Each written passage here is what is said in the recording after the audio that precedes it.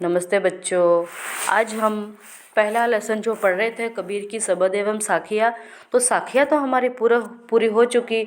अब हमारा जो सबद बचा हुआ है उसको हम पढ़ेंगे। इसमें 2 पैराग्राफ हैं और ये दोनों पैराग्राफ आज हम पढ़ लेंगे। मोको कहा ढूंढे बंदे मैं तो तेरे पास में, ना मैं देवल ना मैं मस्जिद ना काबे कैलाश में, ना तो कोने क्रिया कर्म में नहीं योग बैराग में, खोजी हो तो तुरते मिली हो पल भर की तलाश में।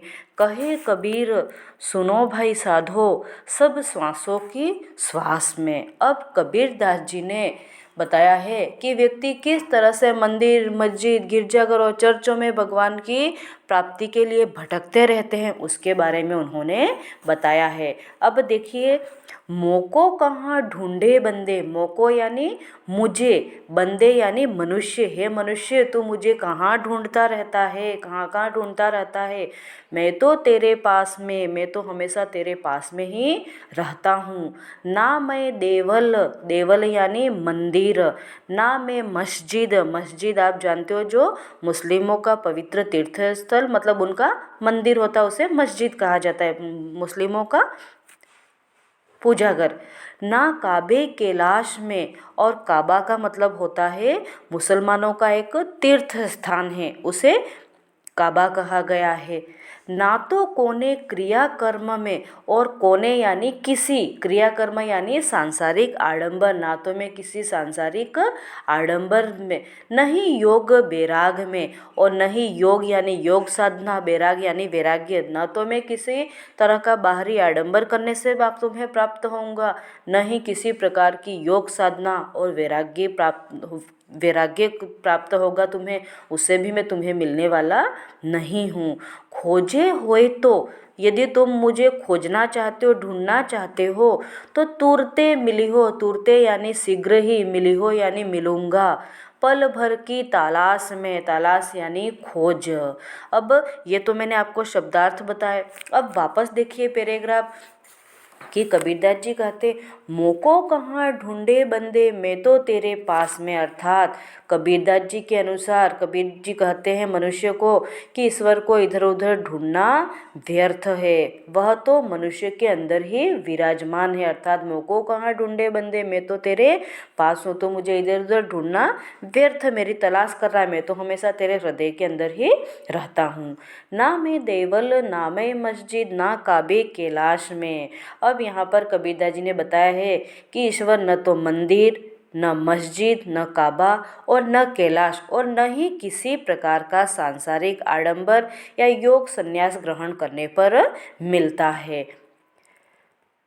ना तो कोने क्रिया कर्म में, ना ही योग बैराग में। अर्थात किसी प्रकार का कोई भी बाह्य आडंबर करोगे उससे, और किसी प्रकार का वैराग्य धारण करने से भी प्रभु की प्राप्ति नहीं होती है।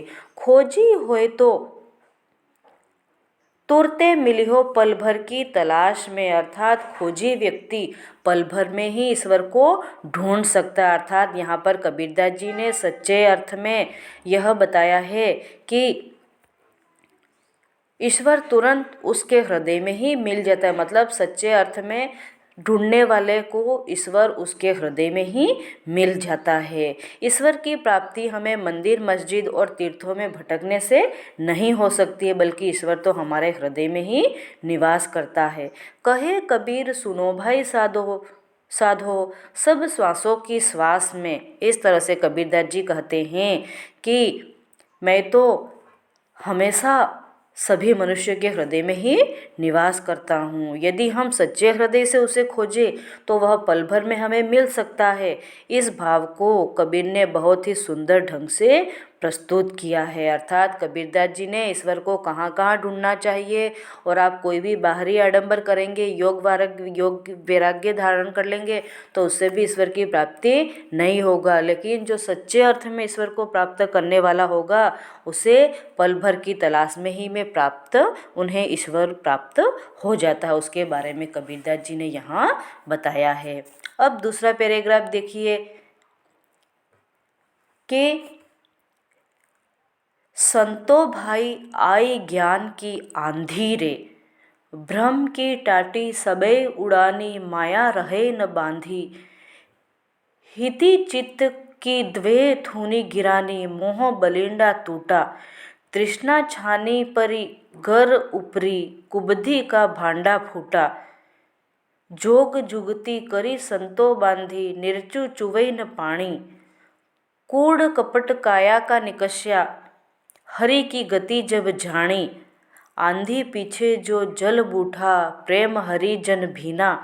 कहे कबीर भान के प्रगटे उदित भया तम खीना। अब यहाँ पर इस पैराग्राफ में कबीरदास जी कहना चाहते हैं कि ज्ञान की आंधी आने से पहले मनुष्य के मन में कौन कौन से विकार थे, मतलब कौन कौन से दुर्गुण थे, और कबीर किस ज्ञान के बारे में बता रहे हैं, और आंधी के बाद जो बरसने वाला जल होता है उसका क्या मतलब है। इन सब बातों के बारे में इन सब बातों के बारे में कबीरदास जी इस पद में बता रहे हैं। अब देखो वापस, संतो भाई आई ज्ञान की आंधी रे, भ्रम की टाटी सबे उड़ानी। टाटी का मतलब यहाँ पर बताया है कि बांस की फट्टियों से बना हुआ एक पर्दा, जिसमें बांस की छोटी छोटी फट्टियाँ लगी और उससे पूरा पर्दा बना दिया है। माया रहे न बांधी, माया का मतलब यहाँ पर अज्ञान का बंधन है, अज्ञानता का जो बंधन है उसे माया कहा गया है। हिति चित्त की द्वे धुनी, अब यहाँ पर हिति का मतलब है स्वार्थ, चित्त यानी मन, धुनी का मतलब है खंभा। धुनी गिरानी मोह बलिंडा टूटा, और बलिंडा का मतलब होता है छत पर बांधी जाने वाली बल्लिया, टूटा यानी टूट गया। तृष्णा छानी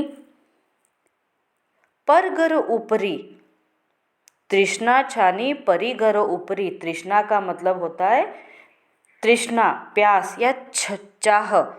छानी का मतलब होता है छप्पर, और घर ऊपरी, घर यानी मकान। कुबधी का भांडा फूटा, कुबधी यानी कुबुद्धि या बुरे विचार, भांडा यानी बर्तन, टूटा। जोग जुगती करी संतो बांधी, और यहाँ पर जोग जुगती करी संतो बांधी निर्चु चुवे न पानी, और यहाँ पर जुगती का अर्थ बताया है योग साधना की युक्तियाँ। निर्चु यानी थोड़ा भी, चुवे यानी रिश्ता है या टपकता है। कूड़ कपट काया का निकष्या, कूड़ कपट यानी कपट रूपी, कूड़ा यानी काया, कूड़ कपट यानी कपट रूपी कूड़ा, और काया का मतलब होता है शरीर। बूढ़ा यानी बरसा, भीना यानी भीगना, और भान का मतलब यहाँ पर सूरज बताया है। कहे कबीर भान के प्रगटे, भान यानी सूरज, उदित भया तम खीना, और उदित भया का मतलब होता है उगने पर, प्रकट होने पर, तम खीना यानी अंधेरा नष्ट हो गया। ये तो मैंने आपको शब्दार्थ बताया। अब आप इसका भावार्थ देखिए कि संतो भाई आई ज्ञान की आंधी रे, भ्रम की टाटी सबे उड़ानी माया रहे न बांधी। अब इसमें कवि ने बताया है, कवि कबीरदास जी कहते हैं कि आत्मज्ञान की प्राप्ति होने पर मनुष्य का हृदय निर्मल हो जाता है, स्वच्छ हो जाता है। उसके हृदय में बसे भ्रम, माया, स्वार्थ, मोह, तृष्णा, कुविचार, जितने भी दुर्गुण होते हैं सब नष्ट हो जाते हैं, और उसके मन में ईश्वर प्रेम व्याप्त हो जाता है, अर्थात उसके मन में प्रेम व्याप्त हो जाता है, ईश्वर के प्रति प्रेम व्याप्त हो जाता है, और सारे दुर्गुणों का नाश हो जाता है, और उसका हृदय पूर्ण रूप से स्वच्छ निर्मल हो जाता है। दूसरा देखिए, हिति चित्त की द्वे थुनी गिरानी मोह बलिंडा टूटा, तृष्णा छानी परी घर ऊपरी कुबधी का भांडा फूटा। अब इन पंक्तियों में कबीरदास जी कहना चाहते हैं कि ज्ञान रूपी आंधी आने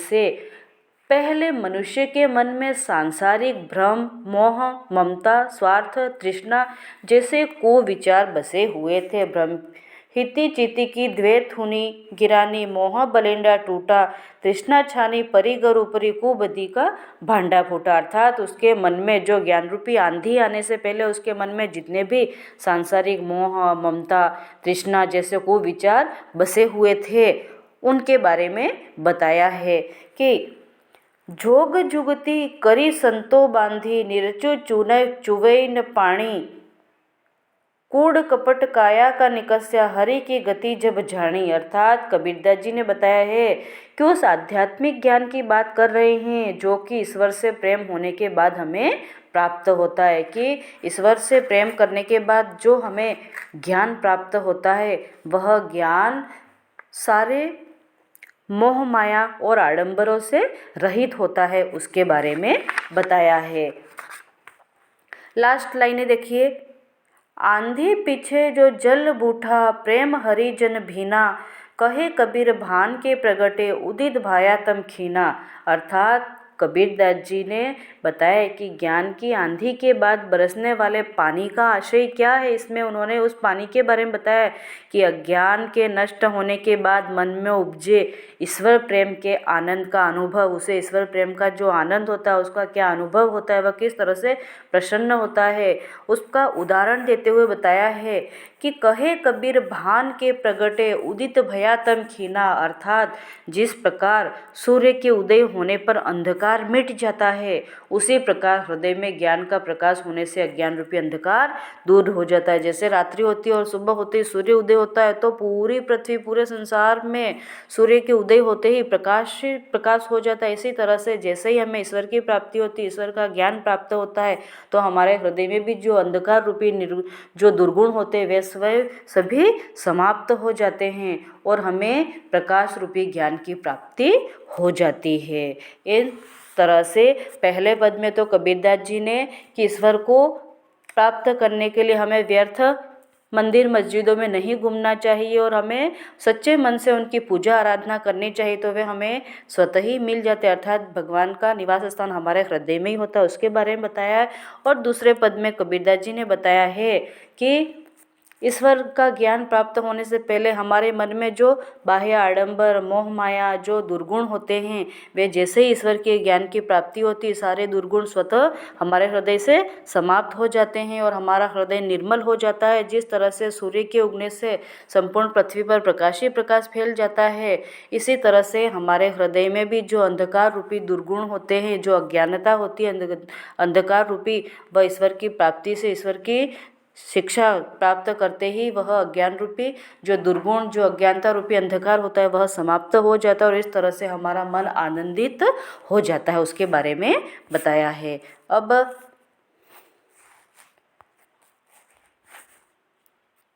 नेक्स्ट पेज देखिए जिसके जो प्रश्नोत्तर दे रखे हैं।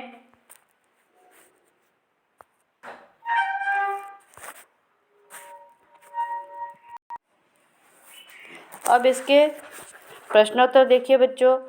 मनुष्य ईश्वर को कहाँ कहाँ ढूंढता फिरता है, ये अभी हमने किया है, पढ़ा है। इन्हीं पदों में से इसका आंसर है।